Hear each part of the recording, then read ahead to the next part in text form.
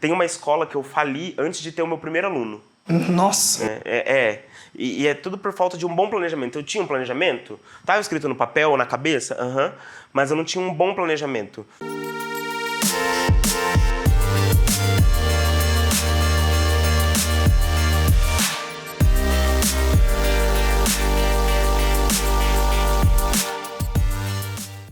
Seja muito bem-vindo a mais um episódio do Geocast da Ideia ao Impacto. Hoje eu tenho um convidado super especial. Eu conheci ele desde os primeiros anos que eu cheguei aqui no Brasil. Nos conectamos e ele me deu um suporte na época que foi muito significativo para mim. Um dos primeiros eventos que eu palestrei falando sobre Angola foi um evento que ele organizou que se chamava Homem, Cultura e Sociedade. Lucão, é um prazer ter você aqui. Seja muito bem-vindo. Muito obrigado, meu querido. Muito bom estar aqui com você, dividir, compartilhar a história. É literalmente engraçado ver quanto a gente evoluiu desde quando a gente se conheceu, né? Totalmente. Então é muito importante para mim estar aqui com você, dividindo minha história, experiência com o seu público também. Para quem não sabe, o Lucão hoje ele é empreendedor, digital influencer. Ele hoje é CEO da Mega Comunicação, que é uma escola de oratória. Lucão, como é que esse projeto surgiu? O que é que vocês fazem lá? Boa. Eu trabalho com oratória, na verdade, faz 4 anos. Fazem 4 anos que eu estou nessa área. Gosto muito de comunicação, mas em um período de crise existencial, não sabia muito bem o que ia fazer, eu decidi criar a escola para colocar outras pessoas para ministrar cursos de oratória por mim, né? Então foi nesse período que eu criei a escola. Acabou que a ideia se modificou durante o processo e hoje eu sou o único que facilita os cursos de oratória também pela escola. Uau, que legal. Lucão, o que significa a palavra propósito para si? Eu penso que a graça da vida é você viver com propósito. Muitas pessoas chegam no final dela não conseguiram encontrar o seu propósito. Você já conseguiu encontrar o seu? Eu acho que propósito é uma coisa que a gente encontra e desencontra, né? Tem muita gente que fica preso em viver o mesmo propósito o resto da vida, e eu já tive diversos propósitos na minha vida e nesse momento estou vivendo um dos meus propósitos. Tá?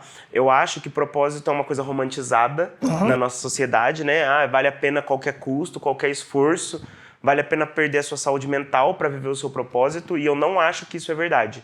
Eu acho que a gente precisa parar de romantizar o propósito e entender o propósito mais como uma prática, como algo que a gente quer alcançar e viver por um período da nossa vida, e não para sempre, né? Um dos propósitos de vida, é claro, que eu também tenho, é ser pai.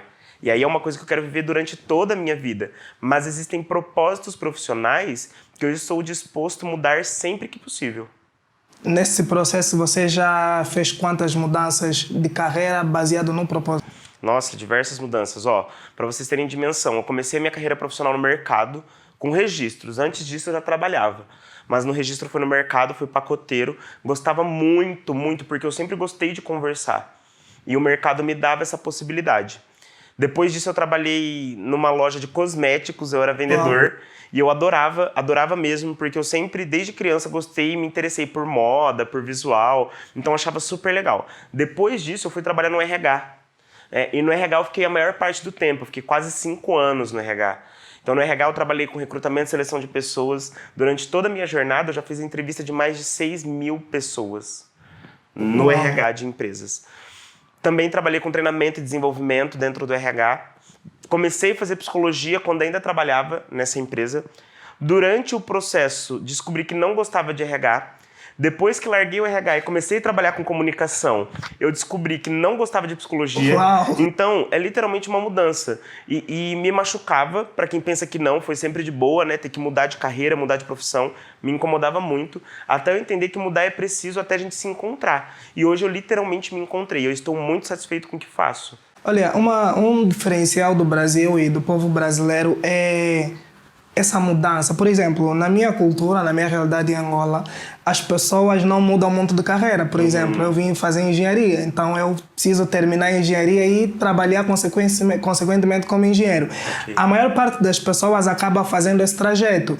É muito difícil lá você conversar com alguém e você vê que é uma pessoa que mudou de carreira várias vezes, teve que se reinventar várias vezes. Não por circunstâncias, mas porque ele não se encontrou fazendo aquilo. É muito difícil. Eu acho muito legal, muito bacana vocês, né, que têm essa capacidade de perceber não é isso que eu quero. Isso não me faz feliz. isso não está me fazendo bem, não é isso que eu quero construir, ou seja, não quero construir a minha vida por cima disso e vocês acabam mudando. É difícil, que nem você está no 4º ano, 3º ano, ter que parar e começar uma outra formação. A gente olha muito na questão idade. Qual a tua percepção acerca disso? Eu acho que não tem idade para se reinventar. Ó, eu tenho 24 anos, vou fazer 25 nessa semana. E aí, hoje eu me encontro muito feliz. Mas se com 30, 35 ou 40 eu perceber que estou infeliz pela minha profissão, eu com certeza vou entrar em um processo de autoconhecimento e me desenvolver até me encontrar em um outro lugar. Eu tenho clientes na minha mentoria que tem 55 anos, trabalhou 38 anos no hospital e hoje ela não se vê mais fazendo isso. E está em mentoria para descobrir com 55 anos qual vai ser a sua nova carreira, sabe? Eu acho que quando a gente tem medo de se descobrir, né? E porque autoconhecimento não é um processo gostoso, a gente fica vendendo também que é gostoso. Se fosse gostoso, gente, estava todo mundo na terapia, todo mundo todo mundo fazendo um processo de coach, todo mundo buscando livros de autoconhecimento, e não, as pessoas veem isso como custo e não como investimento. Então, quando a gente descobre que dá para sair de onde a gente está porque a gente está insatisfeito, a gente começa a buscar outras respostas, sabe? E sempre dá. Eu recentemente tive um papo com um amigo meu que ele tem medo de viver de arte, por exemplo, e não ser feliz e nem rico, sabe? E ele tem 20 anos de idade. Nossa. Então a preocupação de um cara de 20 anos é ser rico, mas por quê? Nós somos ensinados a isso. Porque muita gente troca de profissão constantemente. Porque quando a gente é criança, os nossos pais falam que tem que trabalhar para pagar conta, para colocar sustento. Ninguém fala quando a gente é criança que eles estão indo trabalhar porque eles gostam do que eles fazem, né? Porque o que eles fazem é importante para a vida de outras pessoas. Okay. Então eu acho que é uma coisa culturalmente ensinada que acaba impedindo a gente de ter uma orientação de qual profissão devemos de fato seguir. E ter medo de trocar de profissão também, né? É consequência, gente. Quando a gente troca de profissão, inicialmente a gente vai ganhar menos. Né? Mas com o processo a gente vai conseguindo se estabilizar. Tendo um bom planejamento, a gente consegue fazer isso de uma forma tranquila. Maravilha. Lucão, por que comunicação e oratória? Boa. É legal, né? Porque é uma descoberta recente. Eu trabalhava com isso e eu comecei a estudar sobre constelação familiar, eu comecei a estudar sobre a minha história, eu comecei a tentar entender como a minha história me trouxe para onde eu tô hoje. E eu descobri que é porque durante a minha história a comunicação me fez muita falta e a comunicação me machucou muito também, né? Então, dentro de casa, meus pais são incríveis, eu amo os meus pais, mas uma comunicação super agressiva, pelo menos na nossa infância e adolescência, né? E não é por mal, é o jeito que eles aprenderam a se comunicar. No colégio, eu sofri muito com a comunicação dos outros meninos, principalmente porque a questão da minha sexualidade foi estampada a primeiro momento, né? Era muito evidente, então eles faziam chacota, me diminuíam, eu andava com meninas, né? Então, geralmente, o menino não pode andar com meninas. Um conceito tosco, mas que acontecia. E aí, a comunicação dessas pessoas para comigo era muito, muito, muito ofensiva. Para você ter uma dimensão de como eu era quando criança, se falasse um pouco mais grosso comigo, eu chorava. Sério? Né? Então, eu perguntava muito para minha mãe assim, por que você está falando assim? Né? Se você falar normal, eu vou entender. Então a comunicação ela me marcou tanto na história que hoje eu quero ajudar a maior quantidade de pessoas a se comunicar de uma maneira legal para que ninguém mais seja machucado. Eu sei que não vai dar para capacitar todo mundo, mas as pessoas que eu capacito, colocando isso em prática, já me deixa muito feliz. Legal. Qual é o significado da palavra felicidade para você hoje? Eu acho que ter conhecimento, não sei se seria a palavra, mas ter um entendimento de que tudo vem para somar e agregar. Felicidade não vai durar para sempre, né? Felicidade vai acabar em algum momento. Não dá para ser feliz o tempo todo. Essa é uma ilusão que vem machucando muita gente. Mas os pequenos momentos que a gente tiver de felicidade, se a gente souber aproveitar, pode trazer ótimas memórias e lembranças que sempre que a gente resgatar, vai deixar a gente muito feliz. Maravilha. Quais são os teus maiores desafios hoje? Meu maior desafio é aprender a lidar de uma maneira mais saudável comigo mesmo. Então, por muito tempo, eu terceirizei o outro pelos acontecimentos. Então, hoje eu estou num processo de me autorresponsabilizar. De entender que, sim, o outro tem influência, mas o responsável sou eu. Eu estou no controle da minha vida. Então, eu preciso assumir esse controle, por mais difícil que seja. Pelo que você faz hoje, você faz mentoria, você é palestrante, você como é que eu posso dizer, tem a escola de comunicação, Sim. né? Nesse processo a gente acaba conhecendo bastante gente. Muitas dessas pessoas acabam se tornando nossos amigos. Como é que você lida com as amizades? Cara, a amizade pra mim é muito importante porque, como eu falei pra vocês, no colégio, como eu sofria muito na verbalização, eu tive Ok. poucos amigos. Eu era muito conhecido, mas poucos amigos. Então, com o tempo, eu comecei a valorizar muito a amizade e hoje a amizade pra mim é família. Eu amo os meus amigos como parte da minha família, na mesma intensidade que eu amo a minha família e sem exagero, assim. Mas hoje eu tô mais seletivo. Eu tô mais seletivo, inclusive, com quem eu convido pra entrar na minha casa. Eu não coloco qualquer pessoa na minha casa. Para entrar na minha casa, tem que ser literalmente merecedor de estar ali na minha casa vivendo a minha intimidade, vendo os bastidores de tudo que eu passo no meu dia a dia. Então a gente tem que tomar muito cuidado com quem a gente traz para perto, porque a gente acaba se frustrando com o tempo. E aí, nesse processo de evolução, a frustração com pessoas que não estão acompanhando, respeitando e apoiando o seu ritmo, te decepciona muito, né?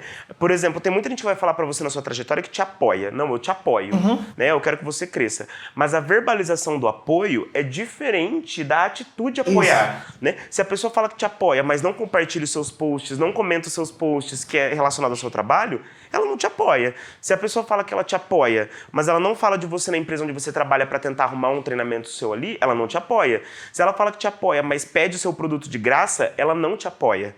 Né? A gente precisa de mais apoio na prática e menos apoio verbal. Tem muita gente que aprendeu a apoiar através de palavras. Palavras são importantes, mas sem atitude, palavras não são nada. Amizades tóxicas, como lidar e como ressignificar elas na nossa vida? Eu acho que primeiro a gente tem que saber se a gente quer ressignificar, né? Eu já passei por amizades tóxicas, eu também já fui um amigo tóxico, não gosto de ficar mentindo sobre isso, né? Não, só eu sou uma pessoa que não foi tóxica, não. Eu também já tive comportamentos tóxicos em amizade, e eu acho que é muito importante perceber se o outro está disposto a evoluir esses comportamentos, né? Se o outro está disposto a fazer essa evolução que não será por você, será por ele. Né? Então, o que é sempre importante? Diálogo e conversa, apontando sempre o comportamento que está te magoando. Né? Então, quando você age de maneira X, eu me sinto Y. O que nós podemos fazer para resolver essa questão? Né? E ver se vale a pena manter a pessoa na vida. É natural da vida a gente ter que ressignificar ciclos e pessoas. Tem gente que fez muito sentido na sua vida há um ano atrás. Hoje, essas pessoas não vão fazer mais sentido e nem contribuir com a sua jornada. Algumas vão atrapalhar a sua jornada. Então, vale a pena manter? Vamos conversar e tentar ajustar. Não vale? Abre mão. E, gente, não tenha medo de soltar a mão. Tem que soltar a mão. Maravilha. Tempo e dinheiro são recursos muito importantes na nossa vida. Tempo todo mundo tem. Dinheiro, alguns têm muitos, outros têm muito poucos. Como você gerencia o teu tempo para conseguir alcançar os teus objetivos? Boa. O meu terapeuta me ajudou nisso, um beijo, Caio. Ele fez uma pergunta, na verdade são duas perguntas que podem ajudar qualquer pessoa nesse desenvolvimento, que é o que eu quero viver nesse ano, né? Quais são as coisas que eu quero viver? Viajar? Comprar alguma coisa? Né? Tranquilidade? O que eu quero viver? E com qual rotina eu preciso me comprometer para viver essas coisas? Então, quando ele me faz essa pergunta, ele me instigou a sentar, abrir a minha agenda e colocar na agenda tudo que eu preciso fazer para bater as minhas metas financeiras e, consequentemente, viver aquilo que eu quero viver. Né? Então, por exemplo, hoje, das 8 horas da noite, eu me comprometo em parar de trabalhar. Porque eu preciso estar bem para começar no outro dia às 8 da manhã. Eu trabalho das 8 às 8, geralmente. Né? Então, não adianta a gente se matar de trabalhar para ter dinheiro e depois a gente ter que gastar esse dinheiro que a gente se matou trabalhando com remédio, com saúde. Não vale a pena. Respeito sempre o meu corpo. Se eu preciso parar por 2 dias para respirar, eu paro por 2 dias para respirar, mas eu não me mato mais de trabalhar, porque eu quero ter saúde para aproveitar o dinheiro. Isso quer dizer que talvez demorará um tempo maior para alcançar a grana que eu quero, para viver o que eu quero. Mas eu quero viver aquilo com qualidade. Com a saúde mental bastante... Saúde mental, física, né? No meu processo da faculdade, eu engordei 30 quilos. Desde quando eu entrei na faculdade, junto com faculdade e empresa. Né? Então, eu quero ter saúde física. Eu estou gordo, estou saudável, mas ainda assim, tem algumas coisas que me cansa de fazer. E é porque literalmente eu não me atentei, sabe? Ok. As pessoas me avisavam, tipo, meu, pega leve, respira um pouco. Gente do céu, peraí, meu pé dormiu muito e tá doendo. Aquele momento que vai no vídeo depois, né? Vocês cortam isso. Oh, doeu mesmo? Eu pensei que você tá falando. Não, doeu de verdade. Então hoje eu me comprometo em, por exemplo, eu faço caminhada todos os dias. Eu tô numa semana que é muito importante pra minha carreira, vai acontecer um grande evento aqui em Londrina e não tá dando pra caminhar todos os dias. Aí eu não me culpo. Mas na próxima semana, onde eu conseguir me livrar disso, eu volto. Me alimentar de uma maneira mais saudável, ler, sabe? Fazer coisas que são importantes para minha saúde física e mental. Dormir com qualidade. Não quero mais viver uma vida de dormir 4 horas por noite. Talvez dormir 4 horas por noite é necessário num período. Ok. Agora, se você faz isso por um grande tempo, você acaba se desmotivando até do seu próprio objetivo, entendeu? E você falando sobre sono, para mim, uma das coisas que eu aprendi nesse período é que você precisa conhecer o teu corpo, entender quantas horas de sono você precisa e, acima de tudo, investir em um sono com qualidade. Hoje, por mais que o meu dia seja corrido, por mais que eu tenha bastante coisas para fazer, eu procuro ter um sono com qualidade. Porque quando eu tenho um sono com qualidade, eu acordo no dia seguinte entusiasmado, com energia, com forças para poder cumprir a minha agenda. As pessoas, o que eu vi anteriormente, a pessoa quer dormir de qualquer jeito, ou seja, a pessoa só quer dormir, né? E isso acaba afetando na sua produtividade, ainda mais para muitos de nós que tocamos várias coisas ao mesmo tempo. Se a gente não tiver um sono de qualidade, a gente não consegue evoluir. Perfeito. E para quem tem dificuldade de equilibrar o sono, eu sugiro que monte agenda no domingo. Né? Muita gente tem um costume muito chato de colocar a agenda do dia no dia. Não, é no domingo. Domingo eu monto uma agenda de tudo que eu vou ter que fazer durante a minha semana, visualizo isso, inclusive coloco o horário de parar. O horário de parar é super importante para assistir o seu filme, para tomar sua água, para ver os seus amigos, cuidar das suas relações. Eu digo que a gente não pode deixar para cuidar das nossas relações quando a gente se aposentar. Né? Quando a gente tiver com dinheiro, não, tem que ter tempo para suas relações, para ver seus amigos, tem que ter tempo para ver sua namorada, namorado, pai, mãe, para ter momentos de qualidade com ele. Seja esse momento de qualidade 1 hora, tem que ter. Né? Então, se você consegue fazer um planejamento semanal disso, você vai visualizar que é possível. Né? Quando eu era bem disperso com horários, quando eu precisei ajustar isso, eu colocava a data e o horário que eu ia fazer cada atividade. E aí eu vi que dava sim para conseguir respirar depois de um horário. Mas quando a gente não tem esse comprometimento, a gente acaba se perdendo. E muito estranho, porque quando é com outro, a gente marca um horário e tá ali na hora. Por que a gente não faz isso com a gente? Uma coisa muito interessante e que a galera que nos segue tem bastante dúvidas, isso acaba sendo um problema para eles. São pessoas que querem realizações, são pessoas que querem tirar as metas do papel, são pessoas que querem viver a sua vida do jeito que sonharam. Todavia, a maior coisa, ou seja, a maior pergunta que as pessoas falam para mim é: Gio, eu não tenho dinheiro. Gio, eu não tenho recursos suficientes para investir. Gio, eu preciso de tanto para poder começar isso. Uma das coisas que eu percebi, né, nessa trajetória fazendo o que eu faço hoje é que o dinheiro não é a moeda mais importante. São os relacionamentos. Sim. Porque literalmente, se hoje eu estou aqui fazendo o que eu faço, mais do que dinheiro, foram os relacionamentos que eu construí, foram as pessoas que eu conheci que me ajudaram e me ajudam até hoje fazendo o que eu faço. Na tua trajetória de vida, os relacionamentos que você teve te elevaram a um próximo nível? Foram esses relacionamentos que, por exemplo, fizeram a tua carreira dar um up? Como é que foi relacionamentos para você dentro da tua vida profissional? Qual o significado ele tem? Nossa, é muito importante com quem eu me relaciono. E sim, teve muita gente que me ajudou e me ajuda muito. Por exemplo, tem um amigo meu, o Léo. Várias vezes eu quis desistir e parar com tudo. E o Léo me abraçava, assim. E não era um não desiste. Era um, se você quiser desistir, tá tudo bem. Okay. Mas se você quiser continuar, eu também tô do seu lado. Uau. Né? Então, o Léo foi muito importante. O Paulo foi um amigo que me ajudou muito na construção da minha autoestima. Porque, gente, eu trabalho com comunicação e palco. Eu preciso ter uma autoestima ok para estar ali de uma forma segura e me vender de uma forma segura. E o Paulo é um amigo que me ajudou com isso, mas também teve amigos que acabaram me dispersando nesse processo. Okay. Me dispersando não, me ajudando a me dispersar nesse processo. Então, é muito importante, assim, eu falei muito para minha família. eu tive que orientar a minha família assim, eu sei que vocês não conseguem me apoiar com dinheiro, eu sei que vocês não conseguem me apoiar com outra forma, mas se vocês respeitarem a minha decisão, já é um grande apoio. Né? Se vocês me darem espaço para respirar, para fazer essas coisas, vocês já me apoiam muito. E sobre dinheiro, eu comecei a Megafone com R$50. Né? Tudo depende de realidade. Tudo depende de realidade do que você quer fazer da vida. Tem negócio que você vai precisar de muita grana. Tem negócio que você não vai precisar de tanta grana. Tem negócio que você não vai precisar de grana. Né? Então hoje um cara ele quer ser social media. Ele já tem o curso, ele entende como é que funciona, ele gerencia, senta na frente do computador, se propõe a fazer o portfólio de alguém sem cobrar, começa a cobrar depois, receber sua grana. Dá para você coletar grana durante o processo e construir o sonho grande. Mas tem gente que não aceita começar pequeno.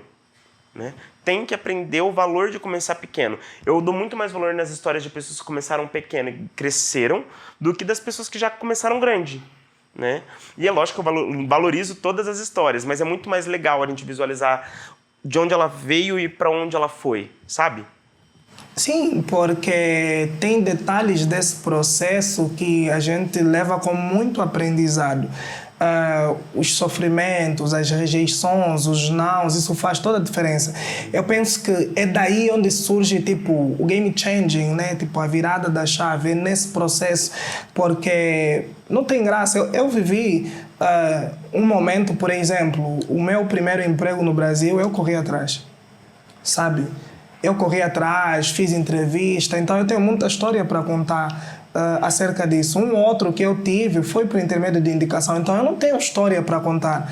Lógico, eu tenho uma história construída estando a trabalhar naquele lugar, mas o processo, eu não tenho história. Para mim, não me dá muito prazer contando sobre aquele processo, entendeu? Perfeito. Então, essa questão de você se responsabilizar pela sua história e pela sua trajetória, eu penso que é algo que faz toda a diferença. Perfeito. E eu acho que é importante a gente entender uma coisa. Querer é agir, querer não é desejar. Né? Tem gente que fala, eu quero. Beleza, o que você vai fazer amanhã? Por mais simples que seja, que pode te deixar um pouquinho mais próximo disso que você quer. Agora, eu quero, eu vou desejar com todas as forças. É importante, mas não soluciona. O que soluciona o querer é a ação, não o desejo. Né? Então a gente tem que começar a correr atrás. Né? Maravilha. Eu vi uma frase esses dias que é: se só quem tivesse tempo fosse as pessoas grandes, apenas os desocupados teriam crescido e seriam donos de grandes negócios ali, né? Então a gente tem que aprender a ir atrás, né? A levantar, dar um nome. Essa semana, ontem mesmo, eu acordei 5 horas da manhã. Eu detesto acordar cedo, mas é um período que eu preciso para solucionar um problema. Hoje eu já voltei e acordei em horário normal. Né? Tem gente que não quer abrir mão de prazer, abrir mão de conforto por um período para ver uma coisa grande, né? E a gente tem que aprender a abrir mão. E uma frase que linka com isso que você disse, eu aprendi e gostei muito, foi sobre aprenda a fazer sacrifícios temporários para resultados permanentes. Eu penso que isso, assim, mudou aqui algumas coisas na minha mente, mudaram. Isso faz todo sentido para mim, porque dependendo da época, da fase da tua vida, você precisa fazer um sacrifício enorme, né? Mas você vai viver aqueles resultados para toda a tua vida. Perfeito, perfeito. E entender a diferença de prazer e satisfação, né? Prazer é temporário, satisfação é prolongada, né? Então tem gente que quer ter uma vida satisfatória vivendo pequenos prazeres, não vai rolar. Não vai rolar. Quando eu comecei a fazer vídeos, a gravar, eu fiquei muito ansioso. O meu nível de ansiedade subiu muito, porque a gente gravava e eu logo queria ver o produto final. Então, o meu nível de ansiedade subiu muito, muito. Se eu não sabia o que é ansiedade, eu pude experimentar quando comecei a fazer os vídeos. E com o passar do tempo, eu fui trabalhando isso em mim, esse nível de ansiedade. Hoje não tenho muita, né? Como é que você lida com a tua ansiedade hoje, atendendo ao facto que você tem uma imersão agora para fazer? Como é que você lida com isso nesse processo? É louco porque eu tenho ansiedade generalizada, né? Então, a minha ansiedade é transtorno. E mesmo sem um perigo aparente, eu estou ansioso, né? Eu tive que buscar recursos e pessoas que pudessem me ajudar nesse processo. Quando a gente fala de saúde física, a gente vai no médico, a gente não tem vergonha, né? Agora, quando a gente fala de saúde psicológica, a pessoa tem vergonha de ir ao médico, de ir ao psicólogo. E eu vou, gente. Eu vou pra terapia e cada vez que eu vou na terapia tem dia que dói. É 100% gostoso na terapia? Não. Tem dia que dói, tem dia que é muito gostoso, mas todas as sessões trazem um alívio. Então, o que me ajudou muito na ansiedade é conseguir reconhecer o que é importante e o que não é importante, aprender sobre meditação. Então, mesmo com o evento essa semana e tudo pegando fogo, eu tenho meus 5 minutos que seja de meditação diária. Terapia é muito importante mesmo. E não ter vergonha de pedir ajuda que seja para um amigo, né? E outra coisa, contar com pessoas corretas também faz a diferença nesse processo. Total diferença. Tá. Quais são as maiores dores que as pessoas, no geral, enfrentam quando se fala em comunicar? Assumir as suas vulnerabilidades, né? As pessoas associam vulnerabilidade com fraqueza, né? A gente não aprendeu a se comunicar, nós aprendemos a falar. Quando a gente é criança, nosso pai e nossa mãe ensinam a gente a falar papai, mamãe, quero isso, quero aquilo. Mas comunicar é um processo e a gente não aprendeu. Não tem como culpar ninguém, porque os nossos pais não aprenderam, nossos avós também não, bisavós então, né? Mas hoje nós temos a possibilidade de o acesso à informação. Então a maior dificuldade das pessoas é que elas entendem que se comunicar bem elas não podem expressar raiva e pode, né? Se comunicar bem quer dizer que elas não podem expressar tristeza e pode.